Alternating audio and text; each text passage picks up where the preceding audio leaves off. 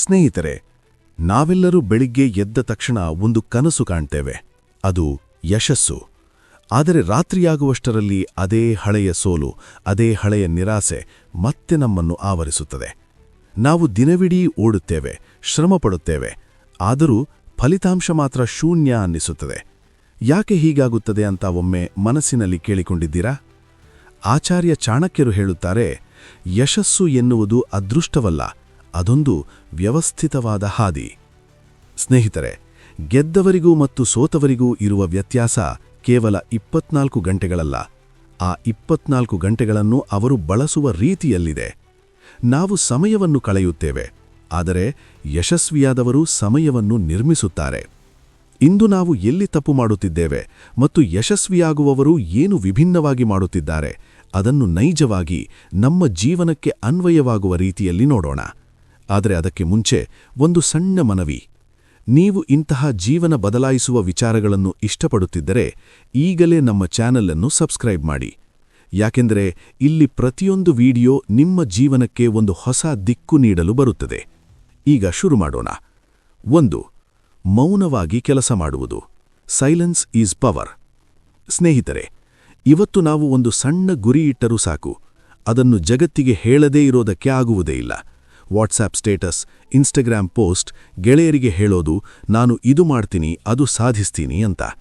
ಆ ಕ್ಷಣ ನಮಗೆ ತುಂಬಾ ಖುಷಿಯಾಗುತ್ತದೆ, ಒಂದು ರೀತಿಯ ಗೆಲುವಿನ ಫೀಲಿಂಗ್ ಬರುತ್ತದೆ.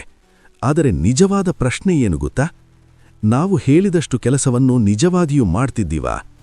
ಚಾಣಕ್ಯರು ಇಲ್ಲಿ ಒಂದು ಗಂಭೀರವಾದ ಮಾತು ಹೇಳುತ್ತಾರೆ. ನಿಮ್ಮ ಯೋಜನೆಗಳು ಪೂರ್ಣವಾಗುವವರೆಗೂ ಅವುಗಳನ್ನು ಮೌನವಾಗಿಡಿ. ಯಾಕೆಂದರೆ ನಾವು ನಮ್ಮ ಗುರಿಗಳನ್ನು ಮುಂಚಿತವಾಗಿ ಹೇಳಿದಾಗ ನಮ್ಮ ಮೆದುಳು ಅದನ್ನೇ ಸಾಧನೆ ಅಂತ ಭ್ರಮೆ ಮಾಡುತ್ತದೆ. ಒಂದು ತಾತ್ಕಾಲಿಕ ಸಂತೋಷ ಸಿಗುತ್ತದೆ, ಆದರೆ ಅದೇ ಸಂತೋಷ ನಮ್ಮ ಒಳಗಿನ ಹಸಿವು ಕಡಿಮೆ ಮಾಡುತ್ತದೆ. ಒಮ್ಮೆ ಗಮನಿಸಿ, ಒಬ್ಬ ವ್ಯಕ್ತಿ ಜಿಮ್ಗೆ ಹೋಗ್ತೀನಿ ಅಂತ ಎಲ್ಲರಿಗೂ ಹೇಳ್ತಾನೆ. ಮೊದಲ 2 ದಿನ ತುಂಬಾ ಉತ್ಸಾಹ, ಆದರೆ ಕೆಲ ದಿನಗಳ ನಂತರ ಅದೇ ಉತ್ಸಾಹ ಕಡಿಮೆಯಾಗುತ್ತದೆ.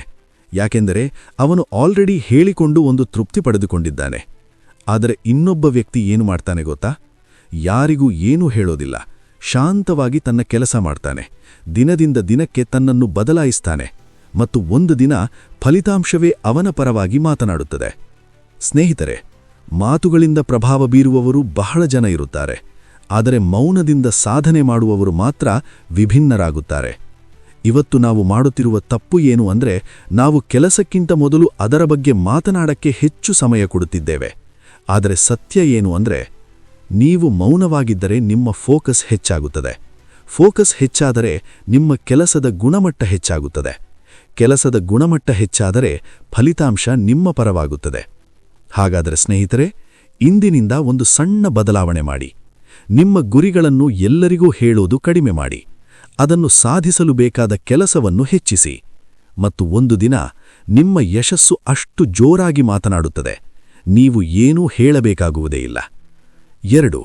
ಸಮಯದ ಜೊತೆಗಿನ ಕ್ರೂರತೆ. The ruthless discipline. ಸ್ನೇಹಿತರೆ, ನಮ್ಮ ಜೀವನದ ಆರಂಭವೇ ಹೇಗೆ ಮಾಡ್ತೀವಿ ಗೊತ್ತಾ? ಅಲಾರಂ ಬಾರುತ್ತೆ, ನಾವು ಇನ್ನೊಂದು 5 ನಿಮಿಷ ಅಂತ ಮರುಮಲಗ್ತೀವಿ. ಆ 5 ನಿಮಿಷ 10 ಆಗುತ್ತದೆ, 10 ಅರ್ಧ ಗಂಟೆ ಆಗುತ್ತದೆ. ಅಲ್ಲಿಂದಲೇ ನಮ್ಮ ಸೋಲು ಶುರುವಾಗುತ್ತದೆ. ಮತ್ತೆ ದಿನವಿಡೀ ಏನು ನಡೆಯುತ್ತದೆ? ಇನ್ನೊಂದು ವಿಡಿಯೋ ನೋಡ್ತೀನಿ, ಇನ್ನೊಂದು ರೀಲ್ ಸ್ಕ್ರೋಲ್ ಮಾಡ್ತೀನಿ ಅಂತ ನಾವು ನಮ್ಮ ಅಮೂಲ್ಯ ಸಮಯವನ್ನು ನಿಧಾನವಾಗಿ ಕಳೆದುಕೊಳ್ಳುತ್ತೇವೆ. ಆದರೆ ಒಂದು ಸತ್ಯವನ್ನು ನಾವೇ ಒಪ್ಪಿಕೊಳ್ಳಬೇಕು. ನಾವು ಸಮಯವನ್ನು ಕಳೆಯುತ್ತಿಲ್ಲ, ಸಮಯವೇ ನಮ್ಮ ಜೀವನವನ್ನೇ ಕಳೆಯುತ್ತಿದೆ. ಚಾಣಕ್ಯರು ಇಲ್ಲಿ ತುಂಬಾ ಕಠಿಣವಾದ ಸತ್ಯ ಹೇಳುತ್ತಾರೆ.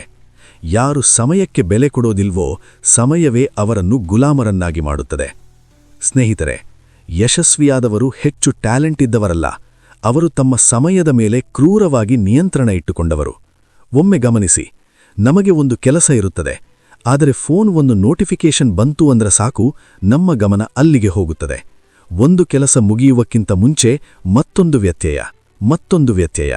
ಇದು ನಮ್ಮ ಜೀವನದ ನಿಜವಾದ ಸಮಸ್ಯೆ. ಆದರೆ ಯಶಸ್ವಿಯಾದವರು ಏನು ಮಾಡ್ತಾರೆ ಗೊತ್ತಾ? ಅವರು ನೋ ಅಂತ ಹೇಳೋದು ಕಲ್ತಿರ್ತಾರೆ. ಅನಗತ್ಯ ಪಾರ್ಟಿಗಳಿಗೆ ನೋ, ಉದ್ದೇಶವಿಲ್ಲದ ಹರಟಗೆ ನೋ, ಸೋಷಿಯಲ್ ಮೀಡಿಯಾಗೆ ನೋ. ಅವರಿಗೆ ಗೊತ್ತು, ಪ್ರತಿ ನೋ ಹೇಳಿದಾಗ ಅವರು ತಮ್ಮ ಗುರಿಗೆ ಒಂದು ಹೆಜ್ಜೆ ಹತ್ತಿರವಾಗುತ್ತಿದ್ದಾರೆ ಅಂತ. ಸ್ನೇಹಿತರೆ, ಸಮಯದ ಜೊತೆ ಆಟ ಆಡೋದು ತುಂಬಾ ಅಪಾಯಕಾರಿ. ನೀವು ಸಮಯವನ್ನು ನಿಯಂತ್ರಿಸದಿದ್ದರೆ ಸಮಯವೇ ನಿಮ್ಮ ಜೀವನವನ್ನು ನಿಯಂತ್ರಿಸುತ್ತದೆ. ಇವತ್ತು ಒಂದು ಕ್ಷಣ ನಿಲ್ಲಿ ಯೋಚಿಸಿ. ನೀವು ಸಮಯವನ್ನು ಬಳಸುತ್ತಿದ್ದೀರಾ ಅಥವಾ ಸಮಯವೇ ನಿಮ್ಮನ್ನು ಬಳಸುತ್ತಿದೆಯಾ? ಆ ಒಂದು ಉತ್ತರವೇ ನಿಮ್ಮ ಭವಿಷ್ಯವನ್ನು ನಿರ್ಧರಿಸುತ್ತದೆ. 3. ಸೋಲಿನಿಂದ ಕಲಿಯುವ ಜಾಣ್ಮೆ. Learning from others. ನಾನೇ ತಪ್ಪು ಮಾಡಿ ಕಲಿಯುತ್ತೇನೆ ಎನ್ನುವವನು ಮೂರ್ಖ. ಸ್ನೇಹಿತರೆ, ನಾವು ಬಹಳ ಬಾರಿ ಹೆಮ್ಮೆಪಟ್ಟು ಹೇಳ್ತೇವೆ, ನಾನೇ ತಪ್ಪು ಮಾಡಿ ಕಲಿಯುತ್ತೇನೆ ಅಂತ. ಆದರೆ ಒಂದು ಕ್ಷಣ ಯೋಚಿಸಿ, ಜೀವನ ಅಷ್ಟು ದೊಡ್ಡದ್ನ, ಪ್ರತಿಯೊಂದು ತಪ್ಪನ್ನು ನಾವು ಸ್ವತಃ ಮಾಡಿ ಕಲಿಯೋದಕ್ಕೆ? ಚಾಣಕ್ಯರು ಇಲ್ಲಿ ತುಂಬ ಸ್ಪಷ್ಟವಾಗಿ ಹೇಳುತ್ತಾರೆ, ಬೇರೆಯವರ ತಪ್ಪುಗಳಿಂದ ಪಾಠ ಕಲಿಯುವವನು ಬೇಗ ಯಶಸ್ಸನ್ನು ಕಾಣುತ್ತಾನೆ. ಸ್ನೇಹಿತರೆ, ಜೀವನದಲ್ಲಿ ಎಲ್ಲವನ್ನೂ ಸ್ವತಃ ಅನುಭವಿಸಿ ಕಲಿಯೋದಕ್ಕೆ ಹೋಗಿದ್ರೆ ಸಮಯ ಸಾಕಾಗುವುದಿಲ್ಲ. ಆದರೆ ಬೇರೆಯವರ ಅನುಭವಗಳನ್ನು ಗಮನಿಸಿದರೆ ನಾವು ವರ್ಷಗಳ ತಪ್ಪನ್ನು ನಿಮಿಷಗಳಲ್ಲಿ ಅರ್ಥ ಮಾಡಿಕೊಳ್ಳಬಹುದು. ಆದರೆ ಇವತ್ತು ನಾವು ಏನು ಮಾಡ್ತಿದ್ದೀವಿ? ಒಂದು ಖಾಲಿ ಸಮಯ ಸಿಕ್ಕರೆ ಪುಸ್ತಕ ಹಿಡಿಯೋದಿಲ್ಲ, ಹೊಸದೇ ಕೌಶಲ್ಯ ಕಲಿಯುವ ಯೋಜನೆಯೇ ಬರುವುದಿಲ್ಲ. ಆದರೆ ಫೋನ್ ಹಿಡಿದು ಮನರಂಜನೆಗೆ ಗಂಟೆಗಳ ಕಾಲ ಕೊಡುತ್ತೇವೆ. ನಾವು ಟೈಮ್ ಪಾಸ್ ಮಾಡುತ್ತಿದ್ದೀವಿ ಅಂತ ಅನಿಸುತ್ತದೆ, ಆದರೆ ನಿಜವಾಗಿ ನಮ್ಮ ಭವಿಷ್ಯವನ್ನೇ ಪಾಸ್ ಮಾಡುತ್ತಿದ್ದೇವೆ. ಒಮ್ಮೆ ನೋಡಿ, ಒಬ್ಬ ವ್ಯಕ್ತಿ ದಿನದ ಕೊನೆಯಲ್ಲಿ ಟಿವಿ ಮುಂದೆ ಕುಳಿತುಕೊಂಡು ಸಮಯ ಕಳೆಯುತ್ತಾನೆ. ಇನ್ನೊಬ್ಬ ವ್ಯಕ್ತಿ ಅದೇ ಸಮಯದಲ್ಲಿ ಒಂದು ಪುಸ್ತಕ ಓದುತ್ತಾನೆ, ಹೊಸದೇನಾದರೂ ಕಲಿಯುತ್ತಾನೆ, ತನ್ನನ್ನು ತಾನು ಉತ್ತಮಗೊಳಿಸಿಕೊಳ್ಳುತ್ತಾನೆ. ಇಬ್ಬರೂ ಒಂದೇ 24 ಗಂಟೆ ಹೊಂದಿದ್ದಾರೆ. ಆದರೆ ಕೆಲವು ತಿಂಗಳ ನಂತರ ಅವರ ಜೀವನದಲ್ಲಿರುವ ವ್ಯತ್ಯಾಸ ಆಕಾಶ ಭೂಮಿ ಅಂತರವಾಗಿರುತ್ತದೆ. ಸ್ನೇಹಿತರೆ, ಯಶಸ್ಸು ಒಂದು ದಿನದಲ್ಲಿ ಬರುವುದಿಲ್ಲ. ಅದು ಪ್ರತಿದಿನ ನೀವು ಕಲಿಯುವ ಸಣ್ಣ ಸಣ್ಣ ವಿಷಯಗಳಿಂದ ನಿರ್ಮಾಣವಾಗುತ್ತದೆ. ಯಶಸ್ವಿಯಾದವರು ಯಾವಾಗಲೂ ತಮ್ಮನ್ನು ಅಪ್ಡೇಟ್ ಮಾಡಿಕೊಳ್ಳುತ್ತಾರೆ. ಅವರು ಇವತ್ತು ನನಗೆ ಏನು ಹೊಸದು ಕಲಿತೆ ಅಂತ ತಮ್ಮನ್ನು ತಾವು ಕೇಳಿಕೊಳ್ಳುತ್ತಾರೆ. ಹಾಗಾದರೆ ನೀವು ಕೂಡ ಒಂದು ಸಣ್ಣ ಬದಲಾವಣೆ ಮಾಡಿ. ಪ್ರತಿದಿನ ಕನಿಷ್ಠ ಸ್ವಲ್ಪ ಸಮಯ ಓದುವುದಕ್ಕೆ, ಕಲಿಯುವುದಕ್ಕೆ, ನಿಮ್ಮನ್ನು ಉತ್ತಮಗೊಳಿಸಿಕೊಳ್ಳಲು ಕೊಡಿ. ನೀವು ನೋಡುತ್ತೀರಾ, ನಿಧಾನವಾಗಿ ನಿಮ್ಮ ಯೋಚನೆ ಬದಲಾಗುತ್ತದೆ, ನಿಮ್ಮ ನಿರ್ಧಾರಗಳು ಬದಲಾಗುತ್ತವೆ, ಅಂತಿಮವಾಗಿ ನಿಮ್ಮ ಜೀವನವೇ ಬದಲಾಗುತ್ತದೆ. ಕೊನೆಯಲ್ಲಿ ಒಂದು ಪ್ರಶ್ನೆ, ನಿಮ್ಮನ್ನು ನೀವೇ ಕೇಳಿಕೊಳ್ಳಿ. ನೀವು ಕೇವಲ ಕನಸು ಕಾಣುವವರ ಸಾಲಿನಲ್ಲಿರಬೇಕಾ ಅಥವಾ ಆ ಕನಸನ್ನು ನಿಜ ಮಾಡಿಸುವವರ ಸಾಲಿನಲ್ಲಿ ನಿಲ್ಲಬೇಕಾ? ನಿರ್ಧಾರ ನಿಮ್ಮದು. ಆದರೆ ನೆನಪಿಟ್ಟುಕೊಳ್ಳಿ, ನೀವು ಇಂದು ತೆಗೆದುಕೊಳ್ಳುವ ನಿರ್ಧಾರವೇ ನಿಮ್ಮ ಭವಿಷ್ಯವನ್ನು ಬರೆಯುತ್ತದೆ. 4. ಭಯವನ್ನು ಎದುರಿಸುವ ಧೈರ್ಯ. ಕಾನ್ಫ್ರಂಟಿಂಗ್ ಫಿಯರ್. ಸ್ನೇಹಿತರೆ, ನಮ್ಮ ಜೀವನದ ದೊಡ್ಡ ಶತ್ರು ಹೊರಗಿನವರಲ್ಲ, ನಮ್ಮೊಳಗಿನ ಭಯವೇ. ಹೊಸದೇನಾದರೂ ಮಾಡಲು ಯೋಚಿಸಿದಾಗಲೇ ಮನಸ್ಸು ಕೇಳುತ್ತದೆ, ಜನ ಏನಂದುಕೊಳ್ಳುತ್ತಾರೆ, ನಾನು ಸೋತರೆ, ನನ್ನ ಮೇಲೆ ನಗಿದ್ರೆ? ಈ ಪ್ರಶ್ನೆಗಳೇ ನಮ್ಮನ್ನು ಮೊದಲ ಹೆಜ್ಜೆ ಇಡದಂತೆ ಮಾಡುತ್ತವೆ. ಚಾಣಕ್ಯರು ಹೇಳುತ್ತಾರೆ, ಭಯ ನಿಮ್ಮ ಹತ್ತಿರ ಬರುವ ಮುನ್ನವೇ ಅದನ್ನು ಹೊಡೆದು ಉರುಳಿಸಿ. ಅಂದರೆ ಭಯವು ನಿಜವಾದ ಅಡ್ಡಿಯಲ್ಲ, ಅದು ನಮ್ಮ ಮನಸ್ಸು ಸೃಷ್ಟಿಸಿದ ಒಂದು ಕಲ್ಪನೆ ಮಾತ್ರ. ನಾವು ಬಹಳ ಬಾರಿ ಯಾವುದಾದರೂ ಒಂದನ್ನು ಶುರು ಮಾಡುವ ಮುಂಚೆ ನಮ್ಮ ಮನಸ್ಸಿನಲ್ಲಿ ಸೋಲಿನ ಚಿತ್ರವನ್ನೇ ಕಟ್ಟಿಕೊಂಡಿರುತ್ತೇವೆ. ಆದರೆ ನಿಜವಾಗಿ ಪ್ರಯತ್ನ ಮಾಡೋದೇ ಇಲ್ಲ. ಇದೇ ನಮ್ಮ ದೊಡ್ಡ ತಪ್ಪು. ಯಶಸ್ವಿಯಾದವರಿಗೂ ಭಯ ಇರುತ್ತದೆ, ಆದರೆ ಅವರು ಭಯದ ನಡುವೆ ಹೆಜ್ಜೆ ಇಡುತ್ತಾರೆ. ನಾವು ಮಾತ್ರ ಭಯದ ಕಾರಣಕ್ಕೆ ಹೆಜ್ಜೆಯೇ ಇಡುವುದಿಲ್ಲ. ಒಂದು ಸಣ್ಣ ಉದಾಹರಣೆ ನೋಡಿದ್ರೆ, ಒಬ್ಬ ವ್ಯಕ್ತಿ ಸ್ಟೇಜ್ ಮೇಲೆ ಮಾತನಾಡಲು ಭಯಪಟ್ಟು ಎಂದಿಗೂ ಪ್ರಯತ್ನ ಮಾಡುವುದಿಲ್ಲ. ಹಾಗಾಗಿ ಅವನ ಭಯ ಎಂದಿಗೂ ಹೋಗುವುದಿಲ್ಲ. ಆದರೆ ಇನ್ನೊಬ್ಬ ವ್ಯಕ್ತಿ ಭಯ ಇದ್ದರೂ ಒಂದು ಸಣ್ಣ ಪ್ರಯತ್ನ ಮಾಡ್ತಾನೆ. ಮೊದಲ ಬಾರಿ ಕಷ್ಟವಾಗಬಹುದು, ಎರಡನೇ ಬಾರಿ ಸ್ವಲ್ಪ ಸುಲಭವಾಗುತ್ತದೆ, ನಂತರ ಅದೇ ಅವನ ಬಲವಾಗುತ್ತದೆ. ಸ್ನೇಹಿತರೆ, ನೀವು ಭಯದಿಂದ ಓಡಿದ್ದರೆ ಅದು ನಿಮ್ಮನ್ನು ಹಿಂಬಾಲಿಸುತ್ತದೆ. ಆದರೆ ನೀವು ಅದನ್ನು ಎದುರಿಸಿದರೆ ಅದು ನಿಧಾನವಾಗಿ ಮಾಯವಾಗುತ್ತದೆ. ನಾವು ಇವತ್ತು ಮಾಡುತ್ತಿರುವ ದೊಡ್ಡ ತಪ್ಪು ಏನು ಅಂದ್ರೆ, ಸೋಲಿನ ಭಯದಿಂದ ಪ್ರಯತ್ನವನ್ನೇ ಮಾಡುವುದಿಲ್ಲ. ಆದರೆ ಸತ್ಯ ಏನು ಗೊತ್ತಾ? ಪ್ರಯತ್ನ ಮಾಡದೆ ಕುಳಿತಿರುವುದೇ ಅತಿದೊಡ್ಡ ಸೋಲು. ಹಾಗಾದರೆ ಇಂದಿನಿಂದ ಒಂದು ನಿರ್ಧಾರ ಮಾಡಿ. ನಿಮಗೆ ಭಯ ಹುಟ್ಟಿಸುವ ಆ ಕೆಲಸವನ್ನೇ ಆಯ್ಕೆ ಮಾಡಿ. ಸಣ್ಣದಾದರೂ ಒಂದು ಹೆಜ್ಜೆ ಇಡಿ. ನೀವು ನೋಡುತ್ತೀರಾ, ನಿಧಾನವಾಗಿ ನಿಮ್ಮ ಆತ್ಮವಿಶ್ವಾಸ ಹೆಚ್ಚಾಗುತ್ತದೆ ಮತ್ತು ನಿಮ್ಮ ಜೀವನವೇ ಬದಲಾಗಲು ಶುರುವಾಗುತ್ತದೆ. ಕೊನೆಯಲ್ಲಿ ನಿಮ್ಮನ್ನೇ ಕೇಳಿಕೊಳ್ಳಿ, ನೀವು ಭಯದ ಹಿಂದೆ ಅಡಗಿಕೊಂಡಿರುತ್ತೀರಾ ಅಥವಾ ಭಯದ ಮುಂದೆ ನಿಂತು ನಿಮ್ಮ ಜೀವನವನ್ನು ಗೆಲ್ಲುತ್ತೀರಾ? ಅದೇ ನಿಮ್ಮ ಭವಿಷ್ಯವನ್ನು ನಿರ್ಧರಿಸುತ್ತದೆ. ಸ್ನೇಹಿತರೆ, ಯಶಸ್ಸು ಎನ್ನುವುದು ಯಾರಿಗೂ ಸುಲಭವಾಗಿ ಸಿಗುವುದಿಲ್ಲ. ನಾವೆಲ್ಲರೂ ಯಶಸ್ಸನ್ನು ಬಯಸುತ್ತೇವೆ, ಆದರೆ ಅದಕ್ಕೆ ಬೇಕಾದ ತ್ಯಾಗವನ್ನು ಮಾಡುವುದಕ್ಕೆ ಹಿಂಜರಿಯುತ್ತೇವೆ.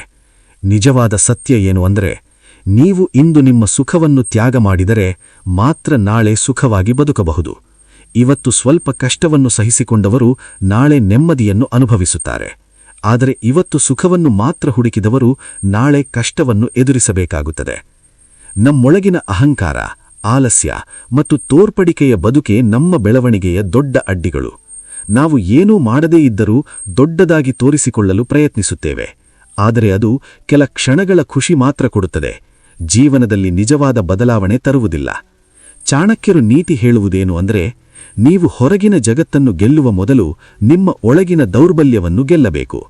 ನೀವು ನಿಮ್ಮ ಮೇಲೆ ನಿಯಂತ್ರಣ ಸಾಧಿಸಿದಾಗ ಮಾತ್ರ ನಿಮ್ಮ ಜೀವನದ ದಿಕ್ಕು ಬದಲಾಗುತ್ತದೆ. ಸ್ನೇಹಿತರೆ, ಇವತ್ತು ನೀವು ತೆಗೆದುಕೊಳ್ಳುವ ಸಣ್ಣ ನಿರ್ಧಾರವೇ ನಿಮ್ಮ ನಾಳೆಯನ್ನು ರೂಪಿಸುತ್ತದೆ. ಪ್ರತಿದಿನ ನಿಮ್ಮನ್ನು ಸ್ವಲ್ಪ ಉತ್ತಮಗೊಳಿಸಿಕೊಳ್ಳಿ. ನಿಮ್ಮ ಸಮಯಕ್ಕೆ ಬೆಲೆ ಕೊಡಿ. ಸ್ನೇಹಿತರೆ, ಇವತ್ತು ನೀವು ತೆಗೆದುಕೊಳ್ಳುವ ಸಣ್ಣ ನಿರ್ಧಾರವೇ ನಿಮ್ಮ ನಾಳೆಯನ್ನು ರೂಪಿಸುತ್ತದೆ. ಪ್ರತಿದಿನ ನಿಮ್ಮನ್ನೇ ಸ್ವಲ್ಪ ಉತ್ತಮಗೊಳಿಸಿಕೊಳ್ಳಿ. ನಿಮ್ಮ ಸಮಯಕ್ಕೆ ಬೆಲೆ ಕೊಡಿ. ನಿಮ್ಮ ಗುರಿಯ ಕಡೆಗೆ ಮೌನವಾಗಿ ಕೆಲಸ ಮಾಡಿ. ಭಯವಿದ್ದರೂ ಹೆಜ್ಜೆ ಇಡಿ. ಆಗ ನೀವು ಬಯಸಿದ ಜೀವನ ನಿಧಾನವಾಗಿ ನಿಮ್ಮತ್ತ ಬರುತ್ತದೆ. ಕೊನೆಯಲ್ಲಿ ಒಂದು ಪ್ರಶ್ನೆ ನಿಮ್ಮನ್ನು ನೀವು ಕೇಳಿಕೊಳ್ಳಿ. ನೀವು ಕೇವಲ ಕನಸು ಕಾಣುವವರ ಸಾಲಿನಲ್ಲಿರಬೇಕಾ, ಅಥವಾ ಆ ಕನಸನ್ನು ನಿಜವಾಗಿಸುವವರ ಸಾಲಿನಲ್ಲಿ ನಿಲ್ಲಬೇಕಾ? ನಿರ್ಧಾರ ನಿಮ್ಮದು. ಆದರೆ ನೆನಪಿಟ್ಟುಕೊಳ್ಳಿ, ನೀವು ಇಂದು ತಿಳಿದುಕೊಳ್ಳುವ ನಿರ್ಧಾರವೇ ನಿಮ್ಮ ಭವಿಷ್ಯವನ್ನು ಬರೆಯುತ್ತದೆ. ಮತ್ತು ಇಂತಹ ಜೀವನ ಬದಲಾಯಿಸುವ ವಿಚಾರಗಳು ನಿಮಗೆ ಇಷ್ಟವಾದರೆ ಈಗಲೇ ನಮ್ಮ spark of like Kannada channel ಅನ್ನು ಸಬ್ಸ್ಕ್ರೈಬ್ ಮಾಡಿ. ನಿಮ್ಮ ಒಂದು ಸಬ್ಸ್ಕ್ರೈಬ್ ನಮ್ಮ ಮುಂದಿನ ವಿಡಿಯೋವನ್ನು ಇನ್ನಷ್ಟು ಶಕ್ತಿಯಾಗಿ ನಿಮ್ಮ ಮುಂದೆ ತರಲು ಪ್ರೇರಣೆ ನೀಡುತ್ತದೆ.